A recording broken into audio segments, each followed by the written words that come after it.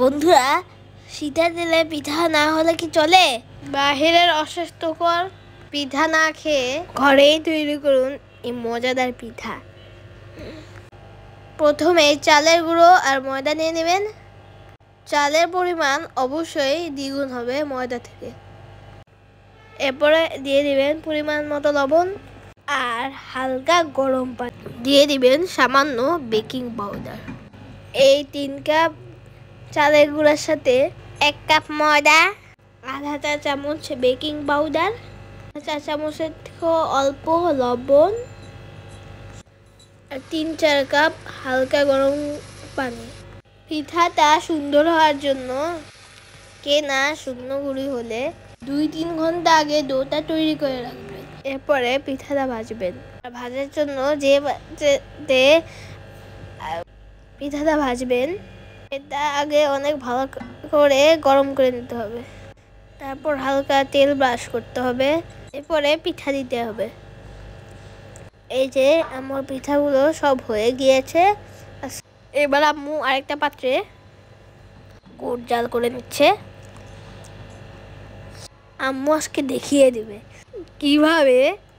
কিভাবে দুধ চিতই রান্না করলে দুধ ফেটে যায় না। প্রথমে আম্মু গুড় জাল দিয়ে দিয়েছে নারিকেল।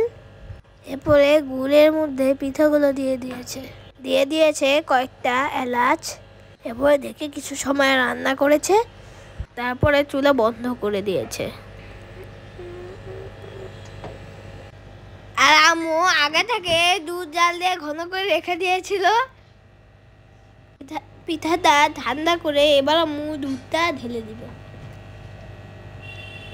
আর এভাবে রান্না করলে পিঠা অনেক মজা হয়। এবার কয়েক ঘন্টা এভাবে ভিজিয়ে রাখতে হবে, তাহলে পিঠাটা নরম হবে আর খেতে মজা হবে।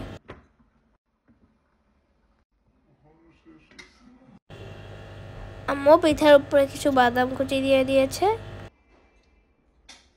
এরপরে ঢেকে রেখেছে। এই তো এখন পরিবেশনের পালা।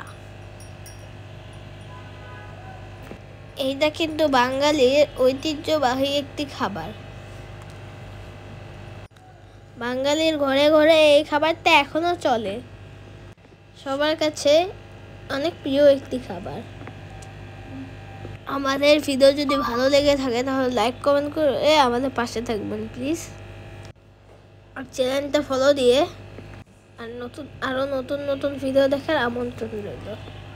আর কে কোথা থেকে দেখছেন কমেন্ট করে জানাবেন কিন্তু। আসসালামু আলাইকুম, আল্লাহ হাফেজ।